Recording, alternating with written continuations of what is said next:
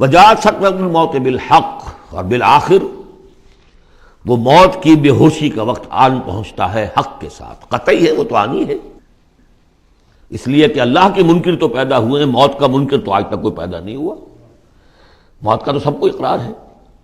بالحق ذالک ما کنت منہ تحید، یہی ہے نا وہ جس سے تم بھاگا کرتے تھے۔ بڑی نفسیاتی بات ہے، انسان اپنے موت کے تصور کو اپنے ذہن سے دور رکھتا ہے، یہاں تک کہ تھوڑا سا ارتعاش ہوتا ہے جب کسی عزیز کو کندھوں پر اٹھا کر لے جا کر اور قبرستان میں دفن کر کے آتے ہیں، تھوڑی دیر کے لیے تو اعصاب ہلے رہتے ہیں کہ منزل تو یہ ہے، جانا تو یہاں ہے، آج ہم اسے چھوڑ آئیں، کل ہمیں جانا ہے، بس اس کے بعد پھر وہی اپنا روٹین، وہی اپنے مسائل، وہی اپنے معاملات، وہی اپنی دلچسپیاں، پھر آدمی بھول جاتا ہے۔ ذالک ما کنت منہ تحید، اسی کو تم چاہتے تھے، اس سے ذرا دور رہو، اسے اپنے ذہن سے ٹالے رکھو۔ وَنُفِخَ فِی الصُّورِ، پہلے وہ قیامت صغریٰ کا ذکر تھا جو ہر انسان کی ہے، سکرۃ الموت، سکرات الموت، نزع کا عالم، اور اب ہے وہ پوری دنیا کی جو قیامت، پوری دنیا کی جو موت آنی ہے، وَنُفِخَ فِی الصُّورِ، سور میں پھونکا گیا یا جائے گا، ذَلِکَ یوم الوعید، یہ ہے وعدے کا دن۔ وجاءت کل نفس معہا سائق و شہید، اور ہر جان آئے گی، اس کے ساتھ ایک ہوگا دھکیلنے والا اور ایک ہوگا گواہ۔ دو فرشتے جو جہاں دنیا میں معمور تھے ریکارڈ تیار کرنے پر، اب ایک اس کو لے کر آئے گا جو کہ دھکیل رہا ہوگا، چلو ادھر کو، اور ایک کے پاس وہ سارا اس کا ریکارڈ ہوگا، شہید وہ ہوگا، اس کے پاس اعمال نامہ ہے۔ لقد كنت في غفلة من هذا، اللہ تعالیٰ فرمائے گا اے انسان تو آج کے اس دن سے غفلت میں رہا نا، لقد كنت في غفلة من هذا فكشفنا عنك غطاءك فبصرك اليوم حديد، تو آج ہم نے تمہاری آنکھ سے پردے ہٹا دیے، اٹھا دیے، آج تمہاری نگاہ کتنی تیز ہو گئی ہے، ہر شے نظر آ رہی ہے۔ اب وہ حقائق جو پردے کے پیچھے تھے، جو پہلے غیب میں تھے، جس پر کہ ایمان لانا مطلوب تھا غیب میں، الف لام میم ذالک الکتاب لا ریب فیہ ھدی للمتقین الذین یؤمنون بالغیب، آج وہ غیب کا پردہ ہٹا دیا گیا، اب تمہارے سامنے فرشتہ بھی ہے جو تمہیں بھانکتا ہوا لا رہا ہے، تمہارا اعمال نامہ جو ہے، دوسرے کے فائلیں جو ہیں وہ اس کے ہاتھ میں ہے۔ وقال قرینہ ھذا ما لدی عتید، اور کہے گا اس کا ساتھی، میری رائے ان حضرات کے ساتھ ہے کہ جن کے نزدیک یہ وہ شیطان ہے جو ہر انسان کے ساتھ دنیا میں ایک شیطان بھی لگا ہوا ہے، جیسے داخلی قوت شر ہے نفس، شیطان ساتھ باہر موجود ہے جو نفس میں پھونکے مارتا رہتا ہے، نفس میں اشتعال پیدا کرتا ہے، نفسانی خواہشات کو بھڑکاتا رہتا ہے۔ دوسری طرف انسان کے اندر روح ہے جو داعی خیر ہے، تو باہر فرشتے ہیں جو خیر کی دعوت دیتے ہیں۔ نحن اولیاؤکم فی الحیات الدنیا وفی الآخرہ، سورہ حامیم السجدہ میں ہم پڑھ کر آئے کہ نہیں، فرشتے ہمارے ساتھ ہوتے ہیں، وہ شاباش دیتے ہیں، کوئی نیک کام کر کے اگر ہمیں خوشی ہوتی ہے، یہ فرشتوں کی طرف سے ہمیں بشارت ہو رہی ہوتی ہے کہ اچھا کیا تم نے، کوئی گویا کہ اندر ہی سے آپ کو شاباش دے رہا ہوتا ہے کہ ہمت کی تم نے، بڑا اچھا کیا تم نے۔ کون ہے وہ فرشتہ ہے، نظر نہیں آئے گا۔ وقال قرینہ، وہ شیطان کہے گا جو کہ مسلط کیا گیا تھا اس پر، ھذا ما لدی عتید، پروردگار یہ حاضر ہے جو میرے پاس تھا، جو میری کسٹڈی میں تھا، جس پر مجھے تعینات کیا گیا تھا، اور وہ تھا، وہ حاضر ہے۔ اللہ فرمائے گا القیا فی جہنم کل کفار عنید، جھونک دو جہنم میں سب جو بھی ناشکرے تھے اور جو بھی مخالف تھے۔ اب یہ حکم کور کرے گا اس انسان کو بھی اور شیطان کو بھی۔ مناع للخیر، جو خیر سے روکنے والا، معتدن، حد سے بڑھنے والا، مریب، شکوک و شبہات میں مطلع رہنے والا، الذی جعل مع اللہ الہا آخر، جس نے اللہ کے سوا کسی اور کو بھی الہ بنایا اور پکارا اور پوجا، فالقیاہ فی العذاب الشدید، تو جھونکو اس کو بڑے سخت عذاب میں۔ اب اس کے رونگٹے کھڑے ہوں گے، وہ جو شیطان وہ سمجھتا تھا میں تو سرکاری کارندہ ہوں یہاں پر، لیکن یہ کہ یہاں جب حکم ہوگا تو وہ تو دونوں کو جھونکا جائے گا۔ قال قرینہ ربنا ما اطغیتہ ولکن کان فی ضلال بعید، وہ کہے گا شیطان اس کا ساتھی، پروردگار میں نے اس کو گمراہ نہیں کیا، یہ تو خود ہی جو ہے بڑی سخت گمراہی کے اندر تھا۔ تو گویا کہ وہ چاہے گا کہ میری جان بخشی کی جائے، جو میری کسٹڈی میں تھا وہ تو میں نے حاضر کر دیا لا کر۔ قال لا تختصموا لدی وقد قدمتم الیکم بالوعید، اللہ فرمائے گا میرے سامنے اب جھگڑو مت، جبکہ میں پہلے وعید بھیج چکا ہوں، سارا انذار کا حق میں نے ادا کر دیا، جنات کے لیے بھی انسانوں کے لیے بھی۔ وہ ہم دیکھ آئے ہیں سورہ احقاف میں، جنات نے حضور کا کلام سنا اور ایمان لے آئے اور داعی حق بن کر اپنی قوم میں واپس چلے گئے۔ ما یبدل القول لدی، میرے حضور میں بات تبدیل نہیں کی جا سکتی، میرا قانون، میرا ضابطہ جو بھی تھا وہ پورا ہوگا۔ وما انا بظلام للعبید، میں اپنے بندوں پر ظلم کرنے والا نہیں ہوں۔ یوم نقول لجہنم هل امتلأت، جس دن کہ ہم پوچھیں گے جہنم سے بھائی بھر گئی تو، تیرا پیٹ بھر گیا؟ وتقول هل من مزید، وہ کہے گی نہیں اور ہے کچھ، مجھے تو ابھی میرے اندر بڑی کشادگی ہے، اور آئے جنات اور انسان اور مجھے بھرے۔ وَأُزْلِفَتِ الْجَنَّةُ لِلْمُتَّقِينَ غَيْرَ بَعِيدٍ، اور جنت قریب لے آئی جائے گی اہل تقویٰ کے، جو ان سے دور نہیں ہوگی۔ هَذَا مَا تُوعَدُونَ، اب ان سے کہا جائے گا یہ ہے جس کا وعدہ آپ لوگوں سے کیا گیا تھا۔ لِكُلِّ أَوَّابٍ حَفِيظٍ، ہر اس شخص کے لیے جو اللہ کی طرف رجوع کرنے والا ہو اور حفاظت کرنے والا ہو۔ حفاظت کس کی؟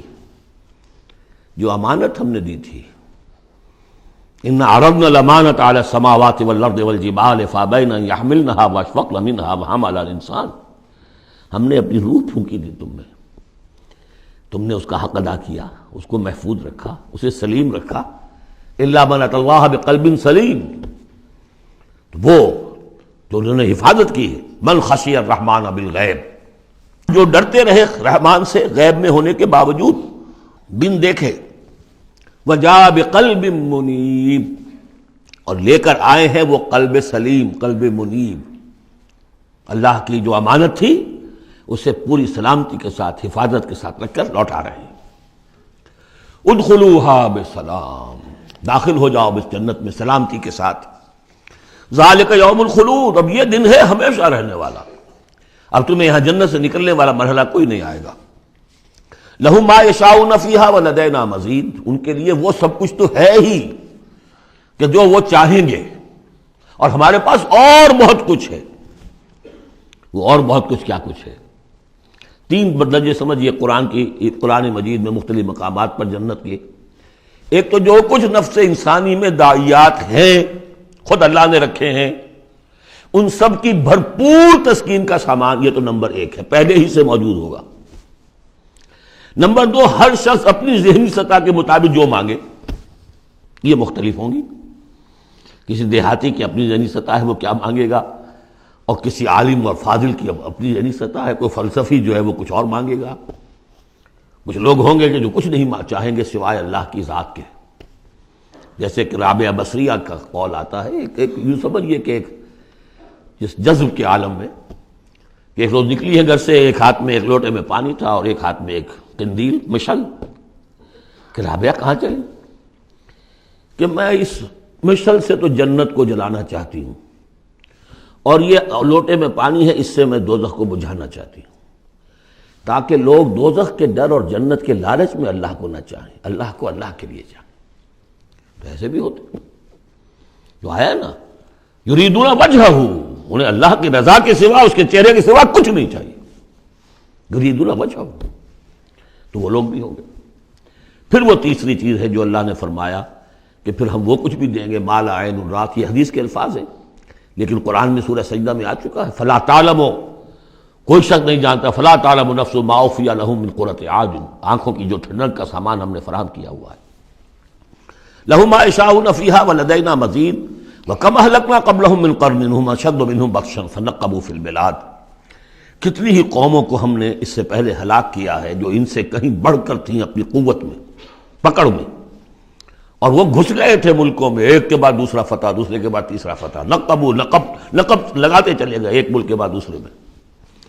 حل من محیص، لیکن جب ان پر اللہ کی پکڑ آئی، وہی کہ جو ملک پر ملک فتح کرتے جا رہے تھے، علاقے پر علاقے زیر نگی کرتے جا رہے تھے، پھر ان کو بھاگنے کی کوئی جگہ نہیں ملی۔ ان فی ذلک لذکری لمن کان لہ قلب، یہ بہت بہت اہم مقام ہے قرآن کا۔ اس میں یاد دہانی ہے کس کے لیے؟ دو طرح کے لوگوں کے لیے۔ لمن کان لہ قلب، جس کا دل ہے، دل تو سب کا ہے، لیکن دل سے یہاں مراد کیا ہے؟ دل زندہ، جس میں روح زندہ ہے، سلیم ہے، قلب سلیم ہے۔ مجھے یہ ڈر ہے دل زندہ تو نہ مر جائے، کہ زندگانی تو عبادت ہے تیرے جینے سے، تو جن کا تو قلب بیدار ہے ان کی صورت تو وہ ہو جائے گی کہ جیسے کہ پیٹرول جو ہے وہ آگے بڑھ کر لپک لیتا ہے، دور ہے ابھی دیا سلائی اور اس نے گویا کہ آگے آ کے وہ تو بھڑکنے کو بیتاب ہے، نغمے بیتاب ہے تاروں سے نکلنے کے لیے، ایک ذرا چھیڑ تو دے زخمہ و بغراب حیات۔ تو یہ ہے وہ لوگ جن کا دل زندہ ہے۔ اس کے بارے میں حافظ ابن قیم کی ایک بڑی خوبصورت عبارت ہے کہ بہت سے لوگ وہ ہیں جب قرآن کو پڑھتے ہیں تو ایسے محسوس کرتے ہیں کہ قرآن مصحف میں نہیں لکھا ہوا، ان کے اپنے دل پر لوح قلب پر نقش ہے، وہاں سے پڑھ رہے ہیں۔ اتنی کہ ہم آہنگی ہے، اس طرح کی سمپیتھیٹک وائبریشن ہوتی ہے قرآن کو پڑھتے ہوئے کچھ لوگوں کی، جن کی وہ اندر فطرت جو ہے وہ صحیح ہے، سالم ہے، پرورٹڈ نہیں ہے، مریض نہیں ہے، مردہ نہیں ہے، چاق و چوبند ہے، بیدار ہے، تو وہ تو گویا کہ قرآن کو اپنے قلب سے پڑھ رہے ہوتے، اتنی ہم آہنگی۔ تو جن کا تو یہ دل زندہ ہے ان کو تو کسی زیادہ اور تشویش کی اور تگ و دو کی ضرورت ہی نہیں، جیسے ابو بکر صدیق کو ایک لمحہ بھی نہیں لگا۔ ہاں کچھ لوگوں کے اندر ذرا کچھ پولیوشنز ہوتی ہیں، کچھ پردے پڑے ہوئے ہیں، وقت لگ جاتا ہے، تو ان کے لیے ہے او کا لفظ آیا یہاں پر، لمن کان لہ قلب او القى السمع وهو شہید، یا یہ کہ پھر ذرا کان لگا کر سنے اور اپنے آپ کو حاضر کرے، متوجہ کرے، تو یقیناً پھر اس کے حوالے سے اس کو اس قرآن کے ذریعے سے ہدایت مل جائے گی۔ ایک تو ایسے محسوس کریں گے جیسے دیکھنا تقریر کی لذت کہ جو اس نے کہا میں نے یہ جانا کہ گویا یہی میرے دل میں تھا۔ دوسروں کو ذرا محنت کرنی پڑے گی۔ ہمارا جو منتخب نصاب ہے مطالعہ قرآن حکیم کا، اس میں جو ایمان کی بحث میں دو مقامات اسی کی گویا کہ دو طریقے جو ہیں مختلف اسی کی نمائندگی کے لیے، ایک طریقہ وہ ہے ان فی خلق السماوات والارض واختلاف اللیل والنہار لآیات لأولی الالباب الذین یذکرون اللہ قیاما وقعودا وعلی جنوبہم ویتفکرون فی خلق السماوات والارض، آبزرویشن بھی ہے، غور و فکر بھی ہے، تدبر بھی ہے، اور یہ ذکر کے ساتھ تدبر، ذکر کے ساتھ فکر، یہ دونوں مل کر بات بنتی ہے۔ خالی ذکر سے بات نہیں بنے گی، خالی فکر سے بات نہیں بنے گی، اور بدقسمتی اس امت کی یہی ہو چکی ہے اب کہ یہ دو حلقے علیحدہ ہو گئے۔ مفکرین ہیں تو وہ ذکر کی لذت سے ناآشنا ہے، کتابیں لکھ رہے ہیں، بڑی بڑی تفسیریں، آج کل تو کیا کہہ رہا، کیسی کیسی تفسیریں آ رہی ہیں، ذکر سے ناآشنا۔ دوسری طرف ذاکرین ہیں وہ فکر سے ناآشنا، ان کو غور و فکر، سوچ بچار، دنیا کا مطالعہ یہ اس سے تعلق نہیں، تو گویا کہ گاڑی کے پہیے جدا ہو گئے، گاڑی کیسے چلے اب؟ یہ دونوں ہیں، ان دونوں کے اندر فقر قرآن امتزاج ذکر و فکر، علامہ اقبال کہتا ہے جزب قرآن زیغمی روباہی است، فقر قرآن اصل شہنشاہی است۔ قرآن کے سوا اگر کوئی شعر بھی بن گیا تو کیا ہے، وہ لومڑی کی طرح ہوگا، کچھ نہیں ہوگا۔ اور فقر قرآن اصل شہنشاہی است، جس کو فقر قرآنی مل گیا، شہنشاہ تو وہ ہے، لیکن فقر قرآن کیا ہے؟ فقر قرآن ارتباط یا امتزاج ذکر و فکر، دو چیزیں جب ذکر و فکر مل جاتی ہیں۔ فکر را کامل نہ دیدم جز بذکر، فکر کبھی کامل نہیں ہوگا جب تک کہ ذکر ساتھ نہ۔ یہ ایک طریقہ تو یہ ہے جو سورہ آل عمران والے اس آخری حصے میں آیا۔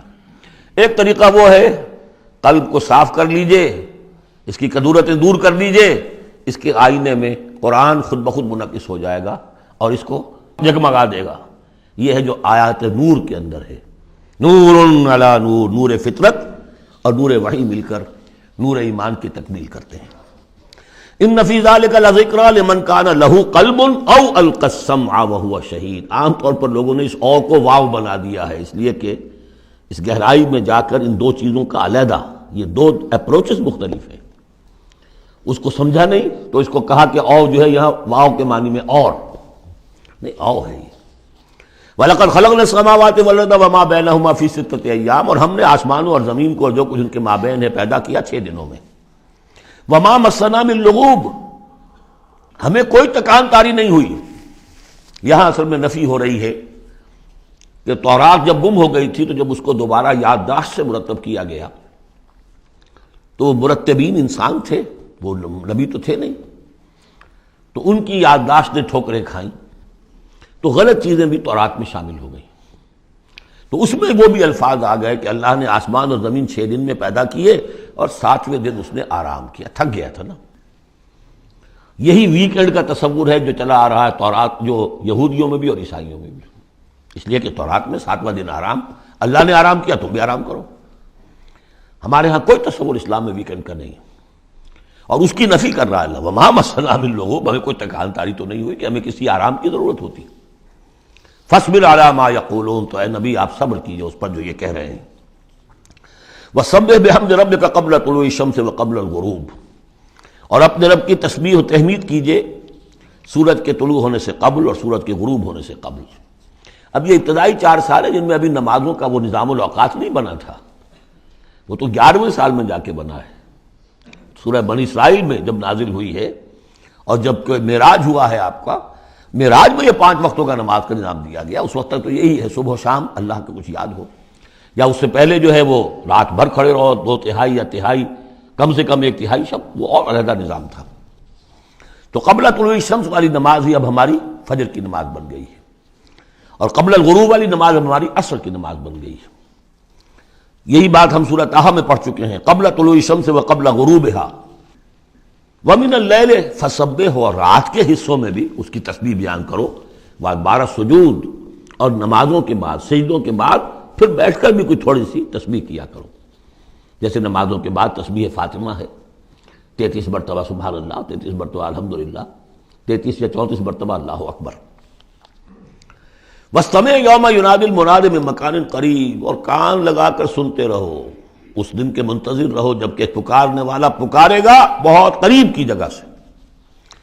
یعنی جب سور پھونکا جائے گا تو ہر ایک کو یہ محسوس ہوگا جیسے براہ راست میرے کان کے اندر ہی آ رہا ہے، یہ بہت قریب سے اور بہت زوردار آواز ہوگی. وہی تو پھر موت کا ذریعہ بنے گی، اور اسی سور کو پھونک کر پھر بس بعد الموت ہوگا. یہاں دوسرے کا ذکر ہے یوم یسمعون الصیحۃ بالحق، جس دن کہ وہ سنیں گے چنگھاڑ حق کے ساتھ. ذالک یوم الخروج، یہ ہے اب نکلنے کا دن. انا نحن نحیی و نمیت، ہم ہی زندہ رکھتے ہیں، ہم ہی موت وارد کرتے ہیں. وإلینا المصیر، یہاں اللہ تعالیٰ اپنی زیادہ جلالت شان کا اظہار کرنا چاہتا ہے، وہ جمع کا صیغہ ہوتا ہے. انا نحن نحیی و نمیت وإلینا المصیر. یوم تشقق الارض عنہم سراعا، جس روز کی زمین پھٹے گی اور یہ اس میں تیزی سے نکلیں گے اس میں سے باہر. ذالک حشر علینا یسیر، یہ جمع کر دینا ہمارے لیے بہت آسان ہے، کوئی مشکل نہیں. نحن اعلم بما یقولون، اے نبی ہم خوب جانتے ہیں جو کچھ یہ کہہ رہے ہیں، یہ کہہ رہے ہیں یہ مجنون ہیں، یہ کہہ رہے ہیں کہ یہ شاعر ہیں ساحر ہیں، شروع کی جو باتیں تھیں. وما انت علیہم بجبار، ہم نے آپ کو ان پر کوئی زور دے کر نہیں بھیجا ہے کہ زبردستی آپ انہیں حق کی طرف لے آئیں. فذکر بالقرآن من یخاف وعید، پس تذکیر کیجئے قرآن کے ذریعے سے ہر اس شخص کو کہ جو ذرا سا بھی جس کے اندر کوئی تھوڑی سی روح زندہ ہوگی اور احساس ہوگا، اخلاقی حس جو ہے مردہ نہ ہو چکی ہوگی، وہ ضرور سنے گا اور وہ آپ کی اس تذکیر سے فائدہ اٹھائے گا. اب یہاں نوٹ کر لیجئے، تذکیر بھی قرآن کے ذریعے سے، تبشیر قرآن کے ذریعے، انذار قرآن کے ذریعے، تبلیغ قرآن کی، تزکیہ نفس قرآن کے ذریعے. اور کس طرح امت نے اس قرآن سے اپنے آپ کو دور کیا ہے.